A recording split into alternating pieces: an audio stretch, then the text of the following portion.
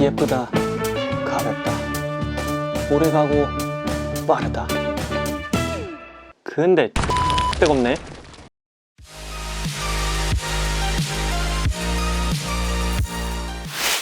안녕하세요 여러분, 테크트리입니다. 앞서 5가지 테마로 노트북을 추천하고 저도 하나 구매를 해봤는데요. 제가 구매한 제품은 델의 인스피론 7590 모델이고 오늘 이 제품에 대한 리뷰를 해볼 거예요. 앞서 사용한 제품은 삼성전자의 나인올웨이즈 18년 모델인데 이 제품도 아주 만족스럽게 사용을 했어요. 2년 정도 사용을 해서 이제 교체를 했는데 델 브랜드 자체가 굉장히 많이 알려져 있고 특히 이 제품에 대한 정보도 많기 때문에 오늘은 자세한 스펙보다는 왜 이 제품을 구매했는지랑 장단점은 어떤 게 있고 실사용에서 어떤 모습을 보여주는지 이런 점 위주로 볼 거예요. 정말 포지션과 성격이 명확한 제품인데 이 인스피론은 어떤 노트북인지 지금부터 같이 볼게요. 우선 간단히 스펙을 살펴볼게요. 이 제품은 15.6인치 NTSC 72%의 안티글레어 디스플레이를 탑재하고 있고 CPU는 i7 9750H의 고성능 CPU가 탑재되어 있어요. 램은 8GB를 추가해서 16GB로 사용하고 있고 SSD는 512GB가 기본 탑재되어 있어요. 지금 인텔이 10세대 고성능 CPU가 탑재된 제품들이 출시되고 있는데 아직 제품이 많이 출시 안 됐고 좀 더 지켜봐야 되지만 성능차가 그렇게 크진 않은 것 같아요. 그리고 이 제품의 자랑이죠. 배터리가 97W의 고용량 배터리가 탑재되어 있는데 무게가 1.76kg이에요. 56W의 배터리가 탑재된 제품은 1.56kg인데 배터리와 성능을 생각했을 때 상당히 경량형 제품이에요. 어댑터는 출력이 약 130W에 무게가 510g 정도고 기본 구성품은 이렇게 본체와 어댑터가 끝이에요. 노트북을 선택하는 기준은 사람들마다 원하는 게 다 다르기 때문에 그 기준도 다 달라요. 이제 저 같은 경우는 무게와 배터리를 가장 중요하게 보고 그 다음이 성능이에요. 그 이유는 당연히 노트북이기 때문인데 저는 데스크탑이 따로 있기 때문에 이 노트북은 집에서는 거의 사용을 안 하고 외부에서만 사용을 해요. 그러다 보니까 휴대성과 배터리 시간이 중요하고 이전에는 영상 편집을 안 했었지만 지금은 영상 편집을 노트북으로 해야 되기 때문에 고성능 또한 중요했는데 이렇게 조건을 추리다 보니까 몇 가지 제품이 나왔고 그 중에서 이 인스피론 제품이 제일 마음에 들어서 구매를 해봤어요. 자, 여러분들도 이렇게 조건을 세우고 하나씩 추려 나가다 보면 노트북을 고르기가 훨씬 쉬워지겠죠. 이 제품은 마그네슘 바디를 사용하고 있고 이렇게 다크 그레이에 펄이 들어간 코팅이 되어 있는데 눈으로 보는 디자인은 저는 아주 마음에 들어요. 상판의 외부에는 이렇게 델 로고가 들어가 있고 디스플레이의 하단 베젤은 다소 있지만 상단과 좌우 베젤은 눈으로 보기에도 굉장히 얇은 편이죠. 그리고 힌지는 180도로 펴지지 않고 이 정도가 최대 각도인데 저는 상대방에게 보여줄 때 180도로 펴지는 컨설팅 모드를 자주 사용해서 이 부분도 좀 아쉬운 부분이에요. 그래도 상판을 폈을 때 이렇게 바닥과 닿는 부분은 TPU 소재로 덧대놔서 긁힘과 밀림을 방지하도록 해놨는데 이런 부분은 아주 괜찮은 부분이죠. 그리고 이 상판을 열었을 때 이렇게 바로 켜지게 기본 설정이 되어 있는데 이 부분은 바이오스에서 조정할 수가 있어요. 이걸 싫어하시는 분들도 있는데 저는 거의 외부에서 사용하고 저는 이 방식을 더 선호해서 이렇게 사용하고 있어요. 키패드는 10키가 들어간 풀 배열 형태이고 그러다 보니 키 크기나 간격이 좋은 편은 아니지만 10키가 있으니까 이 부분은 당연한 거겠죠. 키패드에 이렇게 화이트 백라이트가 들어오고 키 사이로 새어나오는 빛이 약간 거슬리는 부분도 있지만 노트북이니까 이해해줄 수 있고 백라이트의 밝기나 투과도는 적당한 편이에요. 어쨌든 키감은 10키가 있어서 간격이 넉넉하지 않고 아주 좋은 편은 아니지만 그렇다고 아주 나쁘지도 않아요. 이 제품 자체가 고급 라인이 아니고 얇고 가벼운 노트북임을 감안하면 충분히 수긍할 수 있을 정도의 키감이에요. 키패드 하단의 트랙패드는 역시 같은 다크 그레이 색상으로 되어 있고 크기는 적당한 편이에요.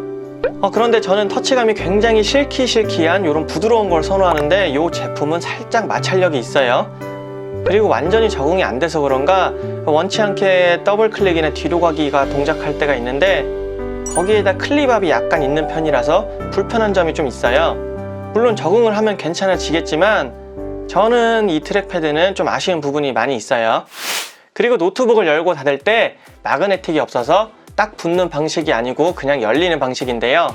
이건 둘 다 장단점이 있어요. 마그네틱이 있는 경우에는 이렇게 딱 하고 닫히고 정확히 잡아주고 있는데 대신에 항상 두 손으로 열어야 되고 한 손으로 열려고 하면 이렇게 노트북이 딸려 올라오죠. 반면 인스피론은 이렇게 한 손으로 열 수가 있는데 카페에서 사용할 때 보통 왼손으로 노트북을 열면서 오른손으로는 커피를 마시고 있죠. 자, 어쨌든 저는 이렇게 한 손으로 열 수 있는 방식을 더 선호하기 때문에 이 부분은 마음에 들어요. 그리고 지문 인식은 이렇게 전원 버튼과 일체형인데 버튼의 위치나 지문의 인식률도 괜찮기 때문에 지문 인식은 큰 문제가 없어 보여요. 다음은 포트 구성인데요. 왼쪽에는 전원과 HDMI, USB 2개와 썬더볼트가 탑재되어 있고 오른쪽에는 3.5파이 오디오 단자와 USB 1개, 마이크로 SD 슬롯이 있는데 이 정도면 그렇게 부족하지 않은 포트 구성이죠. 다음은 노트북의 내부 구조를 볼 건데요. 이렇게 합판을 분리해서 보면 가장 먼저 눈에 띄는 건 쿨러와 히트파이프죠. 이렇게 두 개의 쿨링팬과 두 개의 긴 히트파이프가 있는데 이게 이 제품의 발열을 컨트롤하기엔 부족한 구조예요.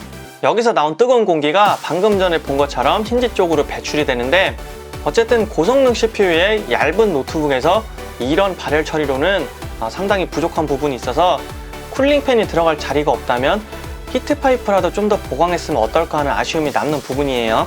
각 단자부를 보면 전원 단자와 썬더볼트 단자는 이렇게 금속 지지대로 잡아주고 있고 USB 단자는 그대로 노출되어 있는데 마감이 괜찮은 편이라서 크게 문제가 될 만한 부분은 없어 보여요.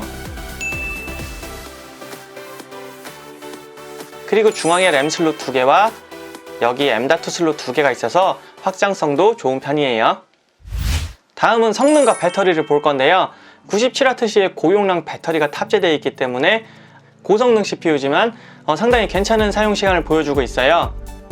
문서 작업이나 인터넷, 영상 시청처럼 간단한 작업을 할 때는 8시간 이상도 충분히 사용이 가능했고 오버워치 같은 게임을 할 때는 약 3, 4시간 정도 사용이 가능해요. 그리고 영상 편집을 할 때는 5시간 정도 사용이 가능했는데 인코딩을 얼마나 하냐에 따라서 이 시간은 더 줄어들 수 있어요. 다음은 실제 성능을 한번 볼 건데요. 벤치마크 프로그램인 시네벤치를 돌려봤어요. 이 시네벤치는 CPU의 성능이 얼마나 나오냐를 알아볼 수 있는 벤치마크 프로그램인데요. 제 노트북은 약 2600점대가 나왔어요.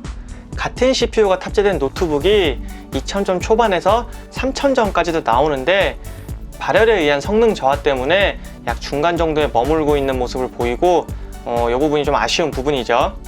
그리고 게임은 오버워치를 해봤어요. GTX 1650이 들어가 있기 때문에 FHD에서는 충분히 60프레임을 뽑아내고 다만 게임을 할 때도 역시 발열이 상당히 올라오겠죠. 그리고 영상 편집을 위해서 프리미어 프로와 애프터 이펙트를 실행해 봤는데 저는 주로 FHD의 영상을 다루기 때문에 프리미어는 전혀 문제없이 구동이 잘 됐고 에펙은 가끔 버벅이는 모습을 보였지만 적당한 작업까지는 충분히 가능한 성능이죠. 그리고 같은 영상을 가지고 실제 인코딩을 해봤는데요. 데스크탑에서는 6분대가 나오고 인스피론에서는 5분대가 나왔어요. 물론 데스크탑 CPU의 사양이 더 낮기 때문에 당연한 결과라고 볼 수 있지만 노트북에서 이 정도의 인코딩 성능을 보이는 건 영상 편집으로 활용하기에 충분하다는 얘기죠. 자, 이렇게 사용 시간도 좋고 성능도 충분한데 여기서 문제가 있어요. 바로 온도인데요. 인터넷이나 문서 작업을 할 때는 40도에서 60도 정도로 괜찮은 온도를 보여주는데 게임이나 인코딩을 하게 되면 바로 90도를 넘어가게 되는데 여기서 앞에 본 것처럼 발열 처리가 미흡하기 때문에 이 온도를 제대로 식혀주지를 못해요. 이런 걸 보면 확실히 2kg이 넘는 두껍고 무거운 게이밍 노트북에 비해서 발열 처리가 상당히 미흡한 편인데 이 제품을 구매하실 분들은 이런 부분을 확실히 알고 계셔야 돼요. 물론 여기서 언더볼팅이나 전력 제한을 주고 서멀 처리를 다시 해주면 좀 더 발열을 잡을 수는 있겠지만 순정 상태에서는 이 정도가 한계인 것 같아요. 그러다 보니 당연히 노트북의 쿨러 소음도 많이 올라오겠죠. 그래서 이 노트북이 앞에서 성격이 확실하다고 말씀을 드렸던 건데 게임용으로는 적당하지 않고 작업용으로 사용하기에 좋은 경량형이지만 고성능인 그런 포지션이 확실한 제품이라고 생각하시면 돼요. 그리고 이 발열 처리와 관련해서 한 가지 또 아쉬운 점이 있는데 쿨러 소음이에요. 쿨러가 최대 속도로 돌아갈 때는 다른 노트북에 비해서 소음이 아주 큰 편은 아니에요. 그런데 문제가 쿨러가 최저 속도로 돌아갈 때 이때 소음이 다른 노트북들의 최저 쿨러 소음보다 상당히 큰 편인데요. 인터넷이나 문서 작업, 유튜브를 시청할 때는 온도가 40에서 60도 사이로 컨트롤이 되는데 이때는 쿨러의 속도를 아주 낮춘다면 굉장히 저소음으로 사용이 가능하겠죠. 기존에 사용하던 나인홀레 같은 경우에는 간단한 작업을 할 때는 쿨러가 돌긴 하는데 귀를 대지 않으면 소리가 거의 안 들려요.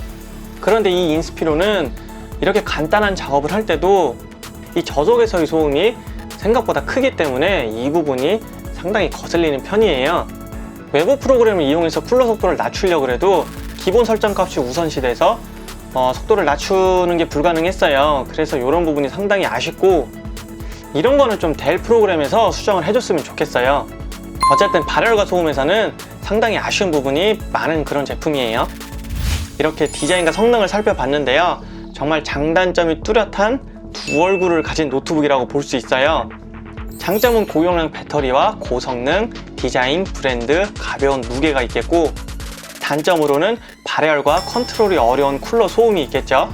여기서 또 하나 문제가 이 i7 9750의 성능을 완전히 뽑아낼 수 없다는 건데요.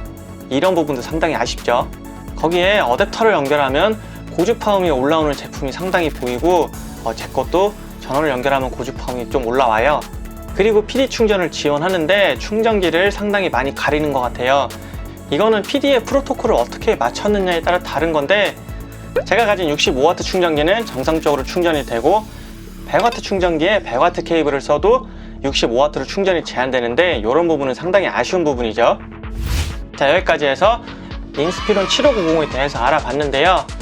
발열과 소음이 아쉬운 제품이지만 이 가격대에서 이 정도 성능에 이 정도 무게와 배터리를 탑재한 제품은 거의 찾아볼 수가 없어요. 그래서 고성능에 밖에서도 오랜 시간 사용할 수 있는 제품이기 때문에 메리트는 분명히 있는 제품이죠. 여러분들도 고성능 노트북의 휴대성을 원하시면 이 제품도 고려해보세요. 자, 오늘 영상은 여기까지고, 제품과 관련해서 궁금한 점은 댓글로 남겨주세요. 오늘도 영상이 도움이 되셨다면 구독과 좋아요 꼭 눌러주시고 끝까지 시청해주셔서 감사합니다.